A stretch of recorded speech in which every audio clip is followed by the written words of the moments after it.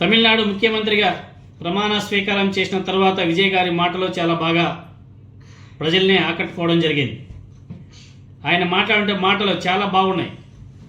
అడ్డంకులు సృష్టించే వాళ్ళు కూడా నా శ్రేయబులాష్లే అని చెప్పేసి మాట్లాడాడు. ఇలాంటి అనేక వ్యాఖ్యలు, అనేక మాటలు మాట్లాడాడు. చాలా అద్భుతంగా మాట్లాడాడు. ఆలోచింపదగ్గ విధంగా ఆయన మాట్లాడడం జరిగింది. అది చాలా ఆలోచించి రూపొందించిన రాజకీయ సందేశంలా కనిపించింది. కొన్ని నిమిషాల మాటల్లోనే ఆయన తన రాజకీయ దిశ, తన ప్రభుత్వ స్వభావం, ప్రజలకు ఇవ్వాలనుకున్న నమ్మకాన్ని స్పష్టంగా చూపించే ప్రయత్నం కూడా చేశాడు. అందరిలో ఎక్కువగా చర్చకు దారితీసినటువంటి వాక్యం ఒకటి ఉంది. A new era of real secular social justice starts now అని చెప్పేసి ఆయన మాట్లాడిన మాటలు చాలా బాగా ఆలోచింపదగ్గ విషయం. ఈ ఒక్క లైన్లోనే తమిళనాడు రాజకీయాల ప్రధాన భావజాలాన్ని తాకే 3 అంశాలు ఉన్నాయి. వీటిలో నిజమైన సామాజిక న్యాయం, మత నిరపేక్షత, కొత్త పాలన అంటే రియల్ అనే పదాన్ని ప్రత్యేకంగా ఉపయోగించడం ద్వారా ఇప్పటి వరకు చెప్పుకున్న సామాజిక న్యాయం నిజంగా ప్రజలకు అందిందా అనే ప్రశ్నను కూడా ఆయన పరోక్షంగా లేవనెత్తడం జరిగింది. తమిళనాడు రాజకీయాలను దగ్గరగా గమనించే వారికి విజయ్ గారి ప్రసంగంలోని మరో ఆసక్తికర అంశం వెంటనే మీకు కనిపించి ఉంటుంది. ఒకవైపు ఆయన సెక్యులర్ సోషల్ జస్టిస్ గురించి మాట్లాడుతూనే మరోవైపు దేవుని పేరిట ప్రమాణ స్వీకారం చేయడం పెద్ద చర్చగా మారింది. ద్రావిడ రాజకీయాల చరిత్రలో ఇది చిన్న విషయం కాదు. అన్నాదురై నుంచి కరుణానిధి, స్టాలిన్ వరకు చాలామంది మనస్సాక్షి పేరిట ప్రమాణం చేయడం ద్వారా తమ భావజాలాన్ని ప్రతిబింబించారు. మరోవైపు జయలలిత గారు మాత్రం ఎప్పుడు దేవుడి పేరిట ప్రమాణం చేసేవాళ్ళు. ఆమె ప్రజల ఆధ్యాత్మిక భావోద్వేగాలకు దగ్గరగా ఉండే నాయకురాలుగా కనిపించేవారు. ఇప్పుడు విజయ్ గారు కూడా దేవుని పేరిట ప్రమాణం చేయడం వల్ల ఆయన రాజకీయ స్థానం గురించే చర్చ మొదలైంది. ఆయన పూర్తిగా సాంప్రదాయ ద్రావిడ రాజకీయాల వైపున, లేకపోతే ప్రజల విశ్వాసాలను గౌరవించే మరో కొత్త రాజకీయ శైలిని తీసుకురావాలనుకుంటున్నాడా అనే ప్రశ్న కూడా గట్టిగా వినబడుతున్నాయి తమిళనాడు. అయితే విజయ్ గారి ప్రసంగం మొత్తాన్ని గమనిస్తే మీరందరూ కూడా చూసే ఉంటారు. ఆయన ఒక సమతౌల్యాన్ని చూపించే ప్రయత్నం చేసినట్టుగా చాలా స్పష్టంగా అర్థమవుతుంది. మతపరమైనటువంటి విభజన కంటే అందరికీ సమాన గౌరవం, అవకాశాలు, సామాజిక న్యాయం గురించి ఎక్కువగా మాట్లాడడం జరిగింది. అదే సమయంలో ప్రజల ఆధ్యాత్మిక భావాలను పూర్తిగా తిరస్కరించే ప్రయత్నం కూడా చేయలేదు.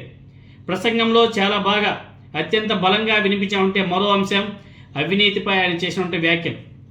నేను ప్రజల డబ్బును తాకను, నేను తప్పు చేయను, నా చుట్టూ ఎవరిని తప్పు చేయనివ్వను అని చెప్పేసి కూడా ఆయన మాట్లాడారు.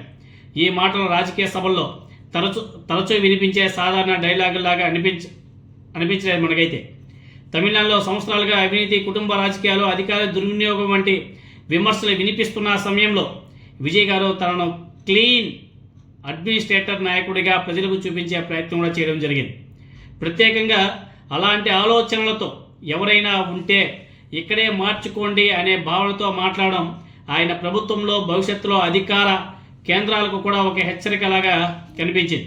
అలాగే ఆయన ప్రసంగంలో మరో ఆసక్తికరమైన లైన్ కూడా చాలామందిని ఆకట్టుకోవడం జరిగింది. ఇంకా చాలామంది అడ్డంకులు సృష్టించే ప్రయత్నం చేయవచ్చు, కానీ వాళ్ళు కూడా నా శ్రేయబులాష్లే అని చెప్పేసి మాట్లాడే మాటలు నిజంగానే ఆలోచింపదగ్గ విషయం. ఇటువంటి వ్యాఖ్యలు చంద్రబాబు నాయుడు గారు నేర్చుకోవాల్సిన అవసరం కూడా ఉంది.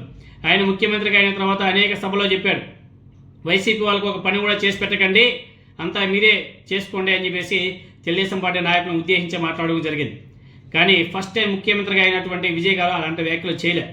చాలా గొప్పగా, చాలా హుందాతనంగా ఆయనకు వచ్చామంటే మ్యాండేటరీ ఏదైతే తక్కువ మ్యాండేటరీ ఉన్నా కానీ అందరూ నా శ్రేయబులాష్లే అని చెప్పేసి ఏదైతే మాట్లాడాడో చాలా గొప్పగా ఉన్నది, చాలా గొప్పగా అనిపించింది. ఈ వ్యాఖ్య ఇప్పుడు రాజకీయంగా చాలా పరిపక్వంగా కనిపించింది అందరికి కూడా. తనకు వ్యతిరేకంగా నిలిచే వారిని శత్రువులుగా కాకుండా విమర్శించే వారిని తన ప్రయాణంలో భాగంగానే చూస్తున్నాననే సందేశం చాలా స్పష్టంగా ఇవ్వడం జరిగింది. ఇది 2 విషయాలను చాలా స్పష్టంగా చూపించింది. ఒకటి, విజయ్ గారి తరపున విజయ్ గారు తన మీద వచ్చే రాజకీయ దాడులు, విమర్శలు, అడ్డంకులు ముందే ఊహిస్తున్నారని చెప్పేసి చాలా స్పష్టంగా అర్థమవుతుంది. అంతేకాదు రెండోది, వాటికి ప్రతిగా తీవ్రమైన ప్రతీకార రాజకీయాల కంటే సహనంతో ముందుకు వెళ్ళాలనే మెసేజ్ను ప్రజల్లోకి పంపించే ప్రయత్నం కూడా చాలా స్పష్టంగా కనిపిస్తుంది. ఇంకో ముఖ్యమైనటువంటి విషయం మీరందరూ కూడా తెలుసుకోవాల్సినటువంటి విషయం ఏమిటంటే విజయ్ గారు కేవలం భావోద్వేగ రాజకీయాలపైనే నిలబడలేదు. యువత, ఉద్యోగాలు, పెట్టుబడులు, ఏఐ, సెమీ కండక్టర్లు, పరిశ్రమలు, అదేవిధంగా ఇండస్ట్రీ డెవలప్మెంట్ వంటి అంశాలను కూడా ప్రస్తావించారు. అంటే సాంప్రదాయ సంక్షేమ రాజకీయాలతో పాటు అభివృద్ధి రాజకీయాలను కూడా కలిపే ప్రయత్నం కూడా చాలా స్పష్టంగా కనిపించింది. ప్రత్యేకంగా యువతను ఆకర్షించే విధంగా ఆయన మాట్లాడే తీరు చాలా గమనించదగ్గది. సినిమా స్టార్ లాగా వచ్చేటువంటి క్రేజ్ను కేవలం అభిమాన రాజకీయాలుగా కాకుండా కొత్త తరం అంశాలతో కలిపి ఒక రాజకీయ వేదికగా మార్చాలనే ప్రయత్నం కూడా చాలా స్పష్టంగా కనిపించింది. అంతేకాదు విజయ్ గారు తొలి ప్రసంగం చూసిన తర్వాత చాలామందికి ఒక విషయం అయితే చాలా స్పష్టంగా అర్థమైంది. ఆయన కేవలం మరో సినిమా హీరోలాగా రాజకీయాలకు వచ్చిన వ్యక్తిగా కనిపించాలనేసి అనుకోలేదు. తనను ఒక ప్రత్యామ్నాయ రాజకీయ నాయకుడిగా నిలబెట్టుకోవాలని చెప్పేసి ఆయన ప్రయత్నాలు చేస్తున్నట్టుగా కనిపిస్తుంది. ఇప్పుడు అసలు పరీక్ష చాలా స్ట్రాంగ్. ఇప్పుడు ఉన్నది ఆయనకి అసలు పరీక్ష మాత్రం పాలనలో ఉంటుంది. ఈ మాటల నిర్ణయాల్లో కనిపిస్తాయా? అవినీతి వ్యతిరేకంగా చెప్పినటువంటి కఠినమైన లైన్లు అమల్లోకి వస్తాయా? రియల్ సోషల్ జస్టిస్ అనే మాటలు నిజంగా ప్రజల జీవితాల్లో మార్పు తీసుకువస్తాయా అన్నదే భవిష్యత్తులో నిర్ణయించబోతుంది. కానీ ఒక విషయం మాత్రం చాలా స్పష్టం. విజయ్ గారు తన తొలి ప్రసంగంతోనే తమిళనాడు రాజకీయ చర్చను పూర్తిగా తన చుట్టూ తిప్పుకోగలిగాడు. అదే ఒక కొత్త రాజకీయ ప్రారంభానికి సంకేతమా కాదా అనేది రాబోయే రోజుల్లో ప్రజలే, ఆయనకు ఓటేసి గెలిచినటువంటి ప్రజలే సమాధానం చెప్పాల్సిన అవసరం కూడా ఉంది.